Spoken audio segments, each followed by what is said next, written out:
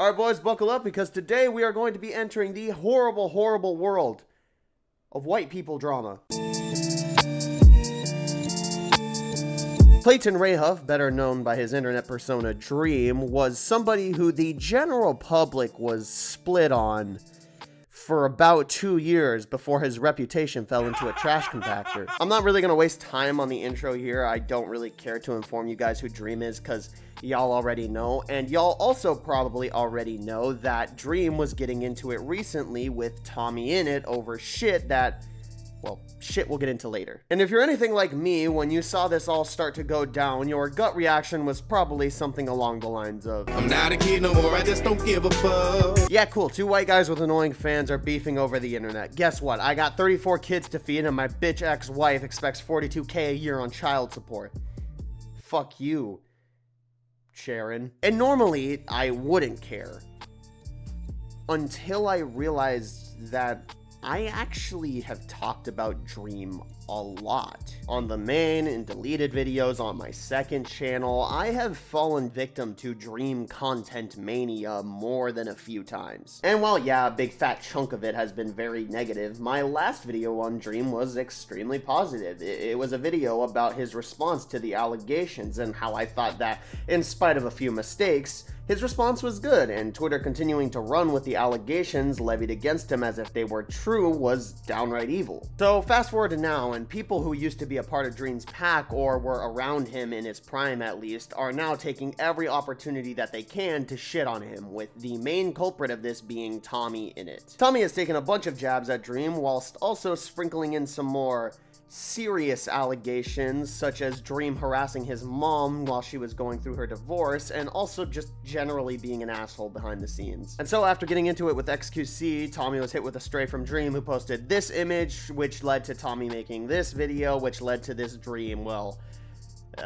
crash out. He's a pedophile! An evil, racist, homophobic pedophile! Stop fucking talking! But in spite of the crash out, Dream should still be the innocent one here, right? Tommy has been essentially egging Dream on into doing a response, and when he finally gets one, his immediate reaction is to drop a boatload of essentially baseless accusations on the man. Granted, these accusations are not nearly as serious as the ones levied against him previously, but baseless accusations are baseless accusations nonetheless. It really just looks like Tommy is using his current goodwill as well as Dream's current bad will in order to put Dream into the mud with as little conceded effort as possible. And it's working. So all things considered, I should feel bad for Dream in this case, right? He's getting the short end of the stick here. But I don't. I really don't. I just cannot muster up the sympathy or goodwill to feel bad for Dream anymore. Because I've seen him in this exact situation over and over and over again. It's easy to see in, well, looking back, basically all of his dramas, but specifically this one, that the culmination of events are a result of Dream's own actions. If you want to be artsy and cute with it, Dream is essentially fighting demons of his own making in every controversy he finds himself in now. But you know me, I'm not cute and I'm only artsy if it complements something greater, so let's really delve into it. What makes Dream just so easy to be apathetic to? I want to start this observation off with first a look into Dream's accusation and response, because they're by far the ones that puzzle me the most. This is a question I've been racking my brain over for a while, like what makes people so apathetic towards somebody that when they get hit with false pedo accusations, nobody stops them? Because let me make it entirely clear, these accusations, no matter how many people tell you they aren't, are complete bullshit. Let's look at all of these from a purely objective standpoint. A girl claims she was flirting with Dream when she was a minor. She claims to have his phone number via the use of TikTok contacts. Dream doesn't have his phone linked to TikTok contacts, and the other screenshots are proven bullshit, and she's caught lying about her age. Another girl claims that her and Dream began messaging inappropriately when she was 17. Says she has photos of his limp noodle and claims she filed a police report on it. It is proven that she never filed him in the police report, and she constantly lied about withholding evidence that she never delivered on, and she goes silent after that. A burner account claims that Dream, yet again, groomed a 16-17-year-old girl named Jamie. Jamie herself comes out and says she wasn't groomed and to leave her alone. The burner account was provenly posting false info, claims they were given it by a third party, and then dips. Obviously, I'm paraphrasing a little bit here, but there is not a lot of room for error in these stories. Even though at this point in time the Dream hate was running rampant, I have to believe that most people would see this transpire and at the very least be like, oh, okay, joke's over, this isn't funny anymore. Are people really just that apathetic towards Dream? For a while, I really thought the answer was yes. But then I took a step back and analyzed why that was. Okay, so for the most part, when a content creator gets hit with very serious allegations, they will disappear from the internet completely and won't come back until they finish their reply. Dream did not do that, instead choosing to beef and whine and complain about every little thing until finally saying that he was going to go away and make a response just way too late. And when the response did come out, it was edited like a shitty degenerosity video and shoved the addressing of the allegations in between the addressing of a bunch of shit that most people just don't really care about. When I initially watched The Truth, I thought it was good, and I said as much, but looking at it now, what the fuck was he thinking? Half of this video was about asinine shit that is just not nearly important enough to be worthy of discussing. I'm being so serious, you could chop this video's runtime in half and there would still be shit that would need to be cut. And the editing is something Dream claimed to have done to help the viewer retain attention easier, which is pretty fucking insulting in a way I don't think Dream realized. Oh, you're not smart enough to watch this video unless it has flashy editing, so I went ahead and did that for you. Here's a sandwich with the crust cut off while I'm at it. Well, people were smart enough to sit through Quite's response video. Maybe it was more to do with the fact that instead of addressing countless unrelated controversies, he focused on the crap that mattered. And yes, Dream included timestamps, but that doesn't make it better. If anything, that makes it worse. It makes it feel like an afterthought. And I bring all this up because this is exactly how Dream has handled every controversy. Even when he's in the right, he constantly does stupid things that end up fucking him over majorly. Let's look at this new controversy now. After Tommy has essentially been throwing oranges at Dream publicly for bordering on years at this point, Dream decides the best time to come for him is when he's in it with somebody completely unrelated. Do you like that joke? Because like in it, I said in it, like Tommy in it, because you know, like in it, but like you're in it with somebody, because like Tommy in it, because Tommy in it, because Tommy in it was, you know, like in it with somebody else, and Tommy did Tommy. Then Dream posts this meme, and look, I don't love talking about shit like this, but it comes with the territory. Dream used the R word. And my opinion on the R word is, look, I understand its standpoint as a slur, but like with other slurs, I see absolutely zero reason to berate the people who it belongs to for saying it. Dream is neurodivergent, you know, he is the one who refused to take his normal pills. So I don't really care that he said it. But this motherfucker should really know that most people who care about this situation care that he said the R word. We'll get more into that later. Then he makes an embarrassing Reddit post, whines about double standards, whilst bringing up Nicholas Cantu for some reason. Hey, I'm Junkie Janker. Then, in his most abhorrent decision, he tries to debunk everything in a fucking live stream. If you have even a quarter of a third of an eighth of a brain cell, you would know that responding to YouTube drama in a live stream format is an absolutely unbelievably fucking stupid idea. In a situation you should be handling with as much care as possible, the last thing you want to do is increase your room for error. And live streams leave so much room for error that all it's gonna do is make you look worse. And boy, this made him look worse. Came to admit, finally, to all of my evil plan. It's come together. All of the members on the Dream SMP are under NDA, and they have been for years. And I've been siphoning every dollar they've made from all of the clout that I gave them, because I made every single one of them, and I have their parents' numbers, and I will have them executed. Executed! If they say another bad word! Grow up a little bit, I guess. I don't know. And to make this live stream all so much fucking worse, he responded from the perspective of this goofy fun character named Detective Dream for God knows what reason. Wait, this isn't the first time he's done this? And I would like for you to keep in mind, this is all before Tommy Innit has properly responded to anything. And so Tommy finally responds, and if I'm being honest, this kinda sucks. I saw someone call Dream versus Tommy Innit Drake versus Kendrick for people with crumbs in their bed. And I like that comparison, so I'm stealing it. This is clearly meant to be Tommy's don't tell no lies about me, I won't tell truths about you, but I don't think he realizes that when you do that, you're not supposed to tell the truths, much less without any evidence backing it. Kind of feels like he knows he can say anything about Dream he wants, and most people will believe it, which is pretty scummy, but I'll have more to say about it later. After this, Dream, I don't fucking know, did a live stream with some third party that doesn't matter. Then he made his final response. He apologized for saying the R word. Bit late there. And then accused Tommy of things that were debunked in less than 24 hours.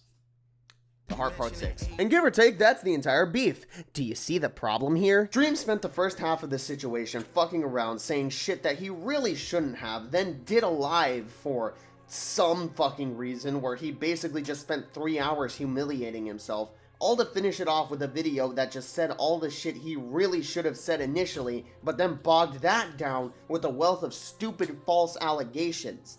And where'd that get you, pal? To me, this whole situation just proves that Dream didn't fucking learn his lesson last time. His instinctual response is to just say whatever he thinks will get him out of his current situation as fast as possible and then worry about the repercussions later. In Dream's allegation response, he says this at the end. That's all. Because of that, I've been a bit of a detriment to myself by arguing on Twitter or getting into petty drama that I don't need to. So because of that, I'm just not going to be using Twitter anymore. I'm going to have someone run my Twitter and post tweets promoting my content. I'll still tweet non-promotional stuff, just with it being positive only and going through multiple people. And we now know that that is just a complete fucking lie. Here's another example. Dream, in his earlier years as a content creator, disavowed the R word and its usage, but now that it benefits him, it's magically okay to use again. And then he has the gall to get mad at people who are angry that he used the word. Like, bro, you made them like this. And I mean that quite literally. People seem to generally have an opinion that your audience finds you, but in my opinion, that's not really how it goes. Like, yeah, you don't necessarily control who finds you engaging or not, but people are attracted to people who they share some kind of similarities with. Essentially, Dream portrayed himself as this uber progressive guy who was super unambiguously morally sound, and the problem was that he really just wasn't. And by the time he revealed that publicly, he had already cultivated this audience of ultra progressive people who, big surprise, weren't too happy that Dream would say things like that. And the reason for the double standards here, Dream, is because of this. Literally nobody likes you. Literally nobody. Which does actually bring up an interesting problem that Dream has. When the response came out, even though Dream didn't produce the best product, he still did disprove everything, and typically when a creator beats the allegations, bigger YouTubers and their friends will come out and show support. Nothing like that happened for Dream. Not a single big creator made any effort to help him at all. Hold on, this is Dream we're talking about. He had a whole ass Minecraft server with 1 billion super popular content creators on it. Why did none of them stick up for him? Well, as the years have gone on, shit has been different. It's changed. Basically, everyone in that Dream SMP essentially has varying levels of malice towards Dream. People like Tommy Innit hate his fucking guts. People like Jack Manifold claim to have never liked him. You go through any of the people in that Dream SMP server, you are guaranteed to find one of 3 things: a groomer, an abuser, or someone who hates Dream's fucking guts. Even beyond that, big content creators in general just seem to fucking hate Dream. And the second-hand accounts, the way these people describe Dream, it's low-key insane. Now, as of right now, I've made a lot of friends in the commentary community. So I know a lot of them, when secondhand accounts are brought up, typically asks something along the lines of, where the evidence way? Except they don't say way because they're white. Which I think it's good. It's a healthy way to look at situations, you know? You don't just want to believe everything that you're told. This, however, is a special case, and I'm going to need to break down why. Okay, so let's say that this red thing is you, and you work at Uncle George's family strip club. 2016 forever. If you want to show how much of a man you are, stop hating on gay people, mate.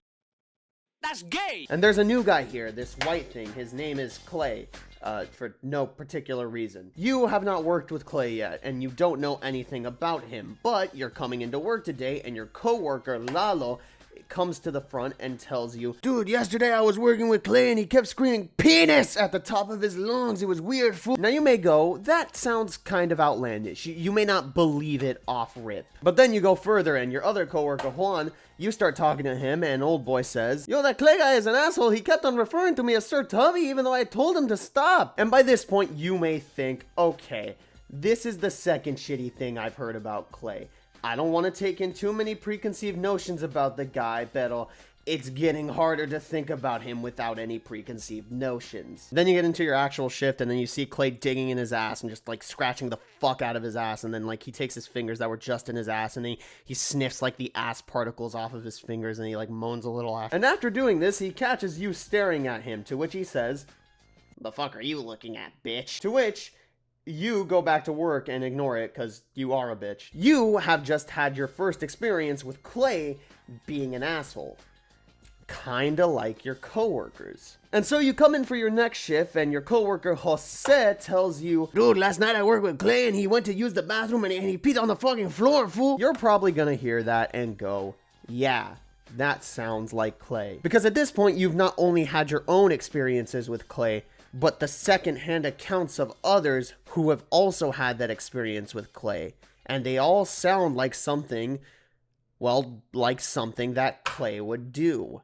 Do you understand what I'm saying? Second-hand accounts, no, are not everything, but when there's this many of them and they share a lot of similarities, it's hard to ignore. And to the general public, our first encounter with Dream, you know, us catching him digging in his ass, is the way Dream carries himself publicly through controversy, because he's shown over and over again how much of an asshole he is. And this is why, to an extent, the Tommy Innit video, as messy as it is, still kinda hits with people who are more middle of the road like myself. He claims that Dream has been super sexist behind the scenes. Well, he shows no evidence, but Dream ain't exactly new to this allegation of sexist remarks at all, so I'm not exactly surprised by it or revving the engines to deny it. Dream held YouTube advice over Tommy's head and treated him like shit for it? Well, all of Dream's friends have abandoned him, plus the ones who became Tommy's friends stick by this story, so it must be true. Tommy claims that Dream harassed his mom during his divorce.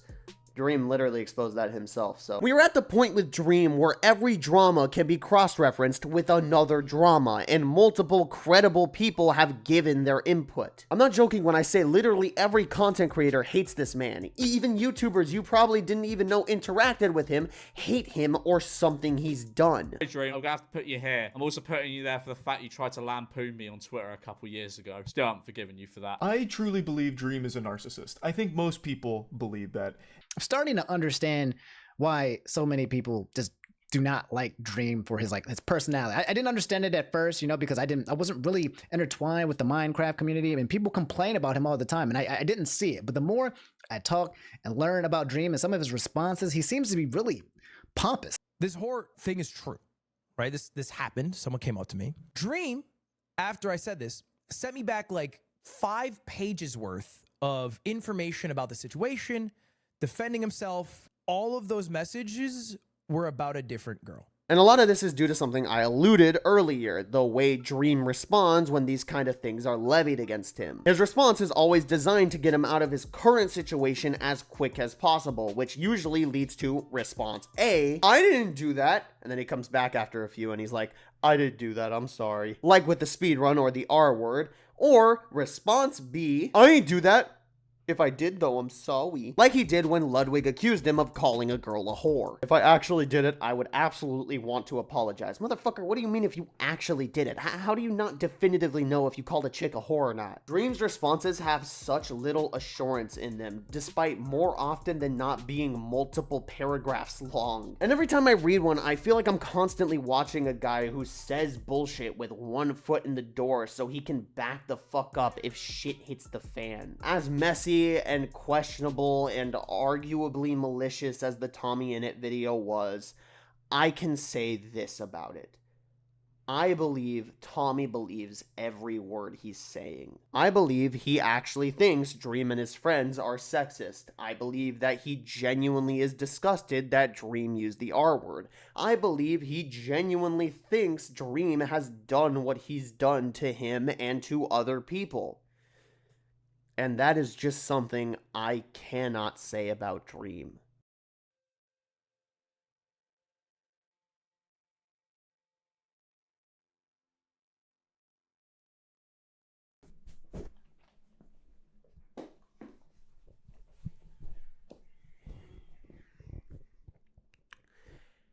In Dream, Tommy In It says this. Because of people like you. People who have ruined this space. And that takes balls. Courage.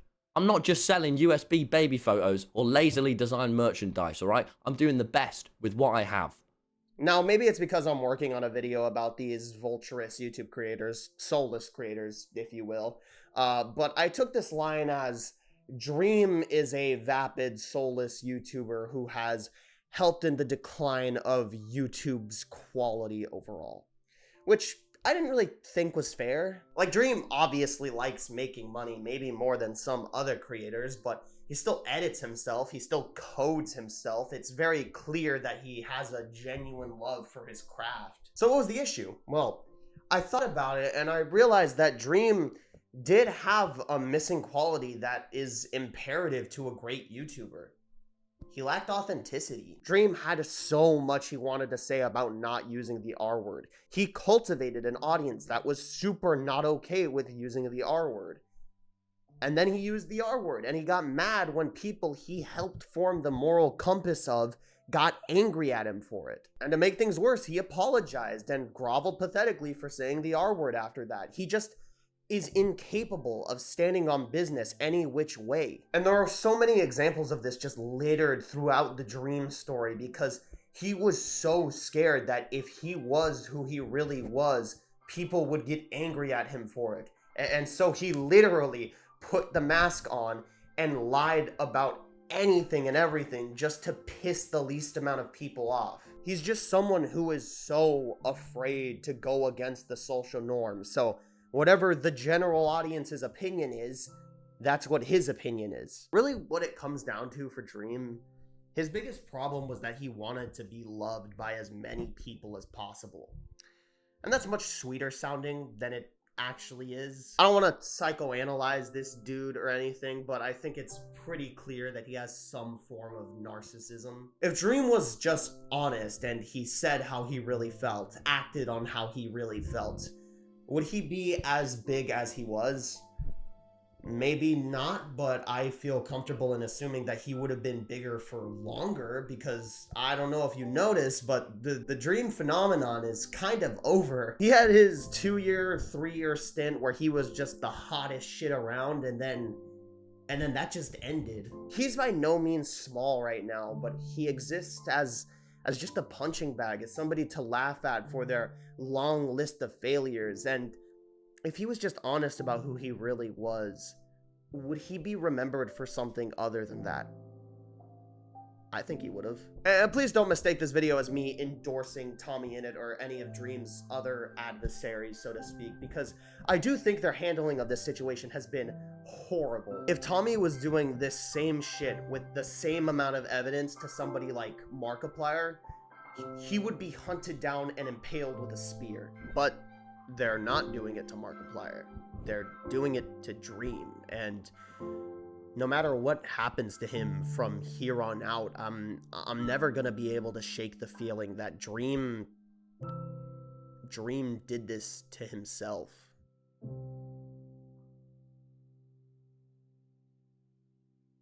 Ego kills careers. I know it may not seem like it, especially since Dream is still huge, and by the way, of course there's always been a shelf back there. I definitely did not just forget to record an outro. But again, not only is he not nearly as big as he once was, but he is now considered a massive internet clown. Typically, if you're talking about Dream, you're talking about the controversy or you're making fun of him. And I don't know, I get the feeling that if he played it straight, if he just acted honestly, he would be remembered for more than just clownery to the nth degree. That's all for this video. Like and subscribe or I will cheat on a speed run for you. The day this video drops, Wednesday the 12th, I will be going live at like 8-ish, 7:30-ish, maybe even like 6. I don't know how early, but around the time frame of 6 to 8, which is actually a pretty big time frame. But I'll decide when I go live tomorrow, so there'll be a community post about that. We'll be playing ranked Marvel Rivals. That'll probably be hell, but I would love to see you guys in there, so go ahead, get in and join. I actually have a lot of things to plug now, so go subscribe to my second channel at XB's Dumpster. Go follow me on twitter.com/KingXB. But if I'm not stupid about it, there should be memberships going live on the channel right now. $5, you get access to a Discord server, and then behind the scenes videos on how I make all of these garbage fucking videos. Well, not all of them, but select ones, and then I'm going to let you guys in the Discord choose, you know, what type of extra content you would want, and just a lot of other stuff. I'm thinking of, like, private streams. I think that's all. Oh, yeah, fuck ice. But, yeah, see you guys next time, and remember, no future for the ones stuck in their mind. I started a funny story which I'd heard that day, and I'd gone on for a while, when it dawned on me that I'd forgotten how it ended. I continued with the story, and I hoped that somehow I'd find an ending, somehow be able to invent one, and the people were all looking very eagerly, waiting for the finish, because they knew that although the story was very boring, it must be boring for a purpose. Obviously it was boring because the end was going to be so tremendously amusing. They all looked at me eagerly, and I continued and continued, and I thought, how in heaven's name can I get out of this thing?